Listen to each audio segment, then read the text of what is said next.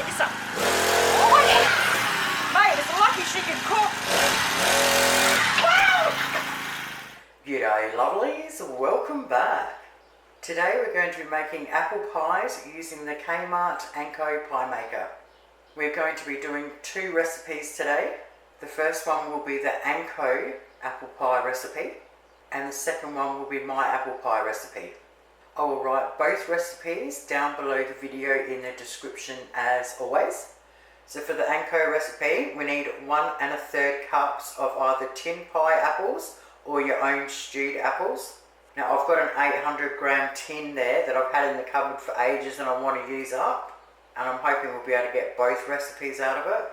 Once I get it open, I'm going to tip them into a strainer. So now we need 1 tablespoon of lemon rind. So I bought this one ages ago from the IGA. You need a nice little grater and we just want to grate the outside off of the lemon. Now into a bowl we want to add our 1 1/3 cups of our apples. So I've got another bowl where I'm going to add 1 1/3 cup for my recipe, and then I can cover it over until we're ready to do it. So basically if we halve that, because we've got the 800 gram can, half of that is what would be left over for a 400 gram can. Alright, now we want to add our tablespoon of lemon rind. So the recipe says half a tablespoon of cinnamon, which seems really excessive, but I'm going to stay true to the recipe. So half a tablespoon is equal to 2 teaspoons. So I'm now going to put 2 teaspoons of cinnamon in there and 1 tablespoon of honey. Sorry about that buzzing in the background, that's my fridge. Alright, now we give them a good mix through. My gut tells me they're going to be cinnamon pies with apple, but we'll see. Alright, I'm just going to cover that in Glad wrap while we get the pastry ready. Now you can do puff pastry top and bottom. You can do short crust pastry top and bottom, but I'm going to do what the recipe says. And when we did the meat pies, I absolutely loved it with the short crust on the bottom and the puff on the top. So that's what we're going to do today. So we need 1 1/2 sheets of each. So I've got a little bit of icing sugar in a little strainer where we're going to dust over the top of the first lot. And I'm going to be using the spray olive oil for the pie maker. So when I did the meat pies, I had half of each of the sheets left over. So what I did when it was thawed out is I cut out what I needed, cut it down the middle, got them off, then just folded the plastic back over on both of them and then just put them back in the packet, back in the freezer. And today I'm using the Coles puff pastry and the Coles short crust pastry for both recipes. Once they're thawed out, we're going to cut 6 circles out of the short crust pastry and we're going to use the big side of the pastry cutter. Then we're going to cut 6 circles out of the puff pastry using the smaller side of the cutter. So take your short crust out first and then 5 minutes later take out your puff and they'll thaw out at the same time. Now as I cut one of them, it split. So what I did is just pulled it over on itself a little bit and pressed it down on both sides to join it back up. And when you cut them out, you should lift them out first as well, just to make sure you've cut them all properly before we put our machine on. Close the lid, click it in, and now we want to turn it on at the power. Both lights come on. In about 3 minutes time, the green light will turn off. That means it's preheated and ready to go. Now while you're waiting for that to heat up, grab yourself a timer, put 8 minutes on it and get that ready. Alrighty, light's gone off. Open her up. Just going to get some of my olive oil spray it on the top and the bottoms. Now what I've worked out with these from last time, if you leave it sitting on there for a second, it kind of helps to thaw it out and let it mould in.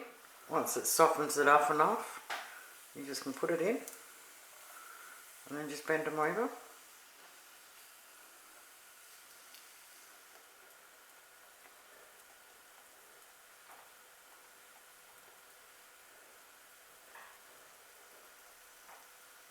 It works out really good sitting them on there for a second. It stops them from breaking. Alright, I've got a tablespoon measurement just to make it easier for next time. And I'm just going to put a tablespoon in each one and just see how much we do use. So it was 2 tablespoons in each one, and the tablespoons were just a little bit over. Okay, now we sit the lids on top and we just gently go around and press the edges together. Now we very gently close the lid and click it in. Now as soon as the light goes back on, which I'm pretty sure I just heard it,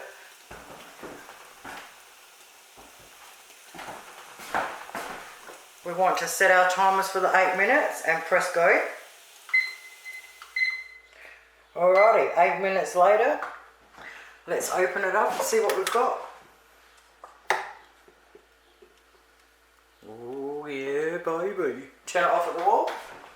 So for the first half of a cook, all I could smell was cinnamon. Oh, look at that.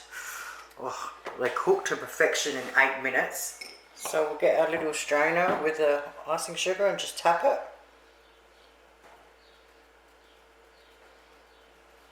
Alright, let's cut this bad boy open and see how we go.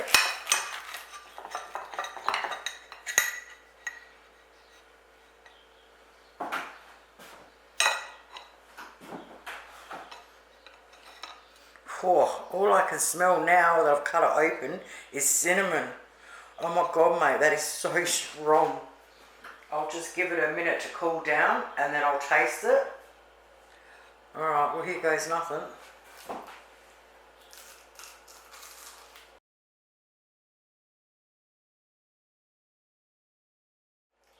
Oh my god, mate. Oh, that is disgusting. Oh. Alright. Ugh. Alright, so eating it hot on its own, I don't like it at all. I think it just tastes like cinnamon. It's just too strong. Now, I will try the other half in a minute when it's completely cold, and we'll see if that makes a difference. But this is one of my pet peeves.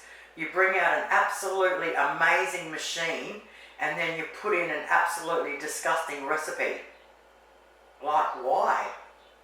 Well, I just tried the other half cold and I reckon it was worse. Mate, I have just sculled a coffee and I still can't get that taste out of my mouth. So even if they misprinted that recipe and it was supposed to be half a teaspoon, not half a tablespoon, it would have still been too much. Now I'm really worried because later down the track I wanted to do all of these recipes. So I suppose that'll be fun, won't it? So the leftover apple we had, I took half of it out and added it to it. So for this recipe, we're using a 400 gram can of apples, which is bugger all extra in it, so I don't think we're going to even notice. It's just going to be easier. You can just grab a 400 gram can and bang it in there. So for my recipe, we want to add 1 teaspoon of lemon rind, 1/4 teaspoon of cinnamon, a pinch of ground ginger, so we just want to get a pinch between our fingers, and that's it, and a pinch of nutmeg, so we just get it between our fingers, and that's it, and 1.5 tablespoons of caster sugar, and mix them through. Alright, so with this lot, we're going to have a little bit of fun with them. So I'm going to put a glaze on top. So into a little bowl, we want 1 heaped tablespoon of apricot jam. Now I like using the Community Co one because it doesn't have the big lumps of fruit in it. But if you've got an apricot jam with the big lumps of fruit, just try and get a tablespoon of jam out without the fruit. 2 tablespoons of boiling water from the kettle. Then we just want to mix that in really well. It doesn't matter if there's a few little lumps in it. Well, we're basically just using the liquid. Alright, set that aside with a pastry brush for later. Alright, I've got the puff pastry and I'm going to cut the tops out, but this time I'm going to cut the 4 of them as close as I can get them to each other. Now, I have no idea if this will really work, but at least I know they'll taste good. Alright, I'm just going to cut straight across where the bottoms are. And then I'll cut down here where the bottoms are as well. I'll put it in closer. I really hope you can see that. Alright, so now I'm going to cut. I'll just move that out of the way so I don't cut through it. So I'm just going to cut little skinny strips. Now I'll peel those strips off. And this way I'm just going to put them across the tops and just gently push down, not very hard. Alright, so I've done 3 across each, so I've still got a few more here, so I'll do 3 across here, just gently patting.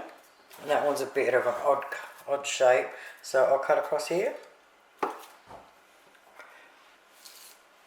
I'll cut another 4 strips out of this piece.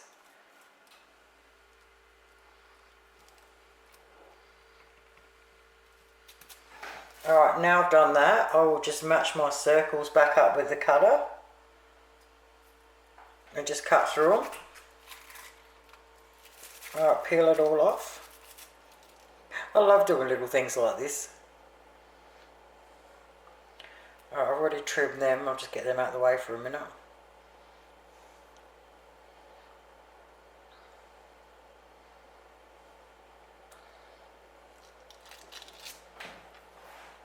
Just trim them.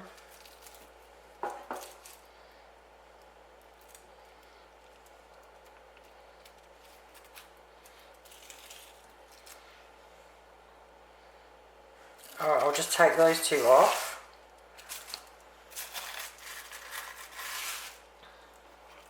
Now I can cover over that half and bang it back in the freezer. Alrighty, close it up and turn it on. Alrighty, light's just turned off, she's heated up. Now there's enough oil in it from the last lot, but I'm just going to do a little spray on the top. And as soon as it's softened up enough, you can feel it bang straight in. That's awesome. 2 tablespoons of filling in each one. Okay, put our tops on and gently push around the edges. Then we want to gently close it. Click it in. Turn our timers on for 8 minutes. Alrighty, 8 minutes later, let's have a look. Oh God.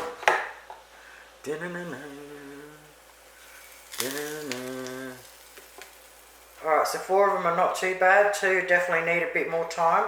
There was a little bit more filling in there than the last ones as well, but I'm pretty sure it's just because of the crisscrosses. So I'm going to put it down and I'm going to add 2 minutes on the timer and we'll see how we go. Alright, I ended up doing that twice, so extra 4 minutes later. Ooh, let's see how they go now. Oh, that is much better. It's weird how the 2 on the end didn't really brown up as much. Alright, so if you put the crisscrosses on the top, oh, they're beautiful underneath. If you put the crisscrosses on the top, you're going to need to do them for, what was that, 12 minutes.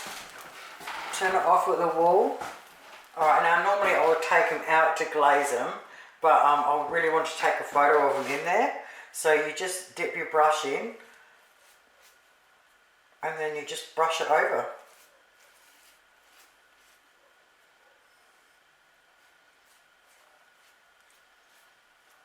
I'm hoping the camera can pick that up, but they look awesome. I'll just take a photo where you just can't quite see the undercook with those other 2.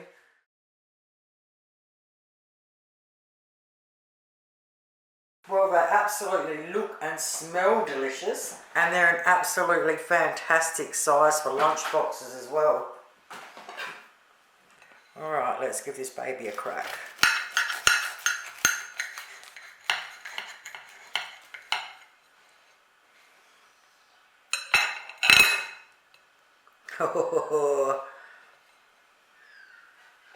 Now that there, lovelies, is an apple pie filling. Oh my God, mate, they taste so much better than the other ones. I think I'm going to have to crack out the ice cream. What a fantastic dessert for 6. Typical, now the fridge shuts up. Well, there you have it, lovelies. 1 set of cinnamon pies and 1 set of apple pies. Now, if you're going to do the fancy top, set your timer for 12 minutes and don't open it. And if you don't open it for that 12 minutes, that should come out absolutely perfect. Thank you all so very much for watching. Enjoy the rest of your week. Have a lovely weekend. And I'll see you all on Monday. Toodles.